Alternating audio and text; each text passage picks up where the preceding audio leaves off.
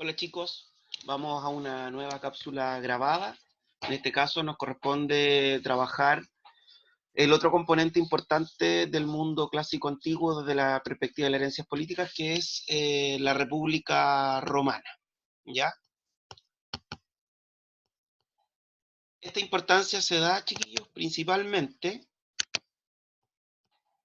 por el hecho de que en nuestro artículo cuarto de la Constitución se establece que Chile es una república democrática, ¿ya? Nosotros ya vimos y analizamos un poco lo que es la democracia como herencia del mundo clásico, derivada principalmente del desarrollo político ateniense, que se expandió por gran parte de las ciudades griegas, exceptuando Esparta, que continuó siendo una aristocracia militar como sistema de gobierno y no evolucionó hacia la democracia. Pero hoy día vamos a ver este segundo componente, el concepto de república y cómo se genera el proceso histórico de la configuración de esta república en Roma.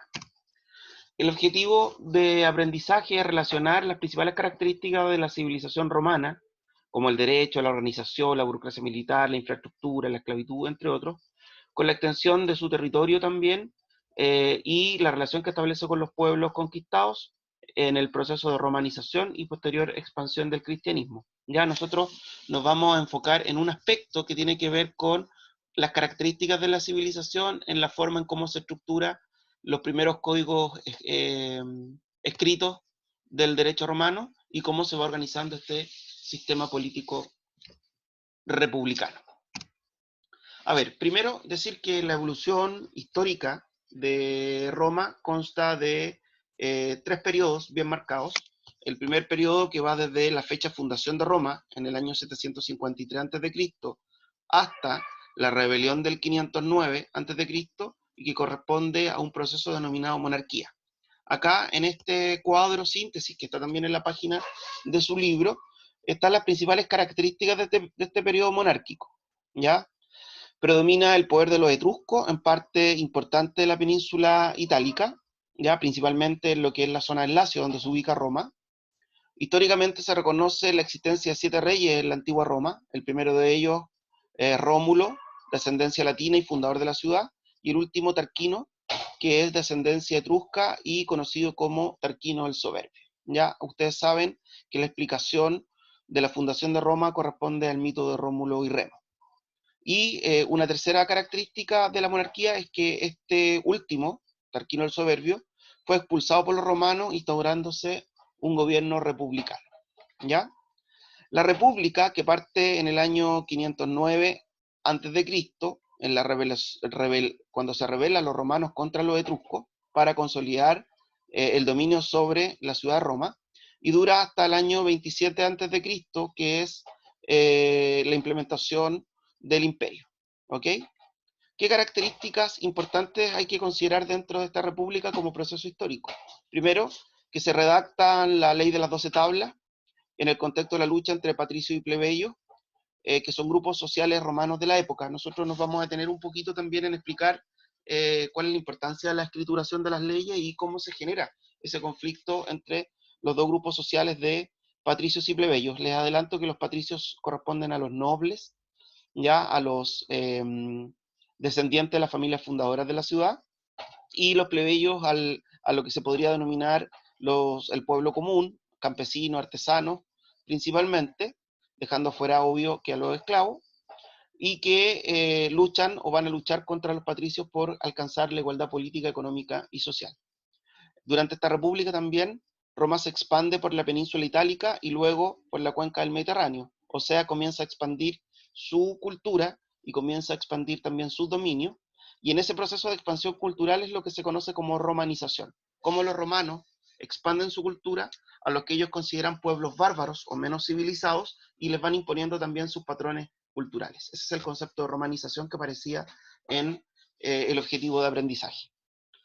También en esta república hay una rendición de Tarento, ciudad de la Magna Grecia. Con este hecho, Roma termina por dominar toda la península itálica, porque lo primero que se hace en el proceso de expansión territorial, yo lo voy a explicar un ratito más, tiene que ver con la consolidación del dominio de la península itálica y después la expansión por todo lo que es la cuenca del Mediterráneo. ¿Ya? Acuérdense que cuando uno habla de Magna Grecia, chiquillos, se refiere aquellas colonias o apoikias, ya de carácter comercial, que los griegos habían establecido a lo largo del mar Mediterráneo para desarrollar la talasocracia, este gobierno comercial del mar. Una cuarta característica es que Roma controla el mar Mediterráneo occidental tras la guerra contra Cartago, ¿ya? Cartago está en lo que es el norte de África, ya son excelentes navegantes. Los romanos les denominaban punos, por eso que a estas guerras se les conoce con el nombre de guerras púnicas, ya. Y el triunfo de los romanos por sobre los cartagineses les permite tener el dominio económico y también cultural en el Mediterráneo. También hay movimientos reformadores de los hermanos Graco, que son tribunos de la plebe, que salen a defender eh, a los plebeyos, ya principalmente ante la gran cantidad de beneficios y prerrogativas legales que tenían los patricios. ¿Ok? También están conflictos y guerras civiles entre el Partido Popular y la nobleza senatorial, o sea, entre patricio y plebeyo, ya que de alguna u otra manera se van a transformar muchas de ellas en guerras civiles. Posteriormente, en el año 59 al 44 a.C., está el gobierno de Julio César, quien es asesinado por miembros del Senado como una conspiración, y eso lleva a la batalla de Accio, el año 31, con triunfo de Octavio sobre Marco Antonio y Cleopatra, quien asume el poder en Roma hasta coronarse como emperador el año 27 a.C. e iniciar esta nueva era imperial. ¿Qué pasa en esta tercera época histórica del Imperio de Roma, que se extiende desde el 27 a.C. hasta el año 476 después de Cristo, cuando los pueblos germanos invaden, incendian y saquean Roma? Y ahí se produce la caída del Imperio Romano de Occidente y se instaura o se inaugura lo que conocemos como Edad Media. Ya, en esta época imperial, Octavio Augusto asume como primer emperador romano, se mantiene del año 27 a.C. hasta el 14 después de Cristo, y este periodo se conoce como la paz de Augusto porque es un periodo donde Roma no enfrenta una gran cantidad de conflictos internos y externos.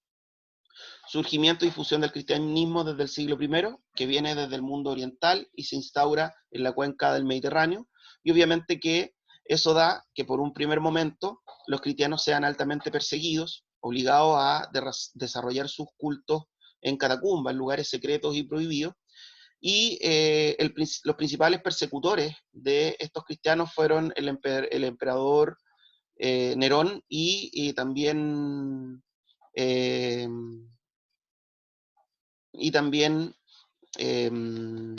el emperador Cómodo, ¿ya? El principal elemento de persecución de los cristianos es porque ellos hablaban de un único Dios y en el fondo atacaban el carácter divino del emperador, ¿ya?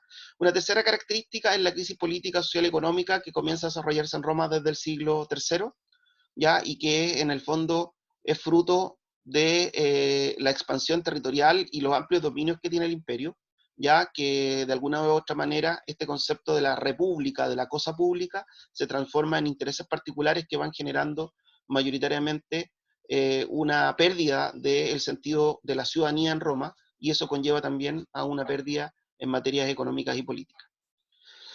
Eh, Conjuntamente con esa crisis, el emperador Diocleciano divide administrativamente el imperio en 4 grandes áreas que se le denomina como el periodo de la tetrarquía, porque hay 4 gobernantes dentro del territorio. Se decreta la tolerancia religiosa al cristianismo con la promulgación del Edicto de Milán por parte del emperador Constantino en el año 312, ¿ya? Para marcar un tiempo. Y también está el inicio de las grandes migraciones de tribus germanas hacia el interior del Imperio Romano, producto del inicio de un movimiento que viene desde Oriente, producto de un pueblo bárbaro denominado los hunos, que comienza a presionar la estepa euroasiática y hace que una serie de pueblos germanos que estaban fuera de los límites del Imperio Romano comiencen a presionar la frontera del Imperio Romano hasta que termina esta cediendo y cayendo el año 476 después de Cristo. ¿Ya? Ese es el proceso histórico de las 3 etapas evolutivas de la historia de Roma. Ahora, como yo les decía, nosotros tenemos la ubicación espacial de Roma en este sector. Este es el sector de Lacio, por tanto, lo primero que hace la República Romana es consolidar este sector y posteriormente consolida lo que es la península itálica, ¿ya? Esto es lo que se denominaba la Magna Grecia, porque aquí estaban las colonias griegas que se habían fundado por parte del mundo griego para el dominio del mar Mediterráneo, ¿ok? Por tanto, lo primero que se hace en esta expansión es consolidar la península. Si ustedes se dan cuenta, todo lo que está en rojo, siguiendo lo que nos informa acá el mapa, hasta el año 63 a.C., es lo que se produce como dominio territorial o expansión territorial del mundo romano. ¿Ya? Tenemos la península de los Balcanes, tenemos la consolidación en la península ibérica, tenemos todo lo que es la península itálica, y tenemos todo lo que es la península ibérica y la fundación de toma de territorio en lo que es el norte de África, lo cual le va a dar de alguna otra manera continuidad a lo que es el dominio de Roma en el mar Mediterráneo. Yo delante les hablé, de hecho lo que tenemos después con amarillo son expansiones que se van a ir a dar con las conquistas de Julio César, y principalmente todo lo que vamos a ver después tiene que ver con la expansión romana durante el periodo del imperio. ¿Ya? Yo les hablé delante del concepto de romanización y es importante volver a recordarlo. La romanización es la expansión cultural que hacen los romanos sobre los lugares que está conquistando en su expansión imperial, ¿ya? Porque en el fondo ellos denominaban bárbaros a todos aquellos pueblos que no pertenecían a la cultura romana, y al momento de conquistar un territorio imponían a ese pueblo considerado bárbaro la costumbre, la cultura y las leyes del mundo romano, lo cual le fue dando de alguna otra manera una unidad cultural a la cuenca del Mediterráneo. Ya, el conflicto patricio-plebeyo. Aquí hay varios elementos que yo los fui sintetizando, chiquillos, que ustedes los van a encontrar en la misma, en su mismo libro, ¿ok? De hecho, el esquema que se presenta acá sobre la sociedad romana durante la República está también relacionada con una información que está en el libro, por tanto la pueden revisar en la página 144, 45, 46 y 147, ¿ok? En un comienzo de esta república, que se inicia en el año 509, solo los patricios participaban del gobierno y eran los únicos considerados ciudadanos porque tenían el dominio del Senado, ¿ya? Que era una cámara aristocrática que defendía a este grupo de privilegiados, con lo cual podemos hablar que en una primera etapa tenemos una república de corte oligárquica. ¿Qué significa la oligarquía? Es cuando las personas que tienen el poder económico y social asumen también el poder político. O sea, cuando el poder político está en las mismas personas que tienen el poder económico y el poder social, se habla de una oligarquía, ¿ya? Pero desde el siglo V y IV antes de Cristo, los plebeyos iniciaron una serie de revueltas para conseguir mayor participación política e igualdad civil y religiosa, ¿ya? O sea, comenzar a tener derechos a participar como lo tenían los patricios. Alcanzaron la categoría de ciudadanos, la igualdad ante la ley y la participación en cultos religiosos, además de conformar su propia asamblea y tener representantes que lo defendieran, que eran los denominados tribunos de la plebe. ¿Ya? Eso lo hicieron mediante todas estas revueltas que iniciaron los plebeyos en contra de los patricios para alcanzar estos criterios de igualdad y participación. Uno de los principales avances de la igualdad social fue la escrituración de las leyes en el denominado Código de las 12 tablas, ¿ya? Es muy importante que las leyes estén escritas porque durante la primera etapa, hasta antes de esta escrituración de las leyes, el derecho romano se sustentaba en un derecho consuetudinario, o también denominado derecho a la costumbre. Y obviamente que ese derecho a la costumbre solamente lo manejaban los patricios porque supuestamente eran los descendientes de las familias fundadoras de la ciudad. Ahora, la sociedad romana, como ustedes pueden ver, al igual que la griega, excluía a una serie de personas, como son los extranjeros y las mujeres, pero también es una sociedad esclavista, que también estaban excluidos de la categoría de ciudadanos. O sea, aquí volvemos a tener una ciudadanía de carácter restringida, no universal como la que tenemos nosotros. Ahora, la república se organizaba mediante magistraturas, que eran las instituciones públicas para la cual se elegían a distintos ciudadanos para ejercer estos cargos públicos. Dentro de estas magistraturas tenemos a los ediles, que velaban por el orden público de la ciudad y vigilaban los mercados y los espectáculos, entre otros. Por eso que cumplen la función de lo que hoy día sería el alcalde, por eso a los alcaldes a veces se les llama ediles municipales. Estaban los cónsules, ambos poseían el mismo poder, que eran dos, Eran los máximos representantes del poder civil y militar, convocaban y presidían la asamblea, duraban un año en su cargo y debían rendir cuenta de sus acciones al terminar su periodo. Podían vetar y anular las resoluciones de otro cónsul, ¿ya? Estaban los censores, que estaban encargados de realizar un censo cada 5 años para determinar la fortuna de los ciudadanos y dividirlo en clases, resguardaban las tradiciones y las buenas costumbres. Estaba también una magistratura extraordinaria, que es el dictador, que en caso de guerra o crisis poseía un poder ilimitado, pero solo podía permanecer en su cargo por 6 meses, a diferencia del resto de las magistraturas que por lo general eran de un año y eran escogidos por los cónsules. ¿Ya? Estaban también los tribunos de la plebe, una magistratura que representaba y defendía a los plebeyos, ¿ya? Y procuraba también en el fondo la preparación de las leyes. Y eso era uno de los elementos importantes dentro de esta organización, que son todo lo que tiene que ver con las magistraturas o instituciones públicas, ¿ya? Esas magistraturas tenían que compartir el poder con otras dos instituciones que eran el Senado y los comicios. El Senado es una institución de carácter vitalicia, es decir, de por vida, compuesta en un comienzo por 300 patricios quienes recomendaban o autorizaban las acciones de los cónsules, aconsejaban a los magistrados y controlaban la política exterior y las finanzas, sancionaban la resolución de los comicios, ¿ya? Generalmente, el Senado es la única institución que está en los 3 periodos de la historia romana. Está en la monarquía, está en la república y después continúa en el imperio con distintas funciones.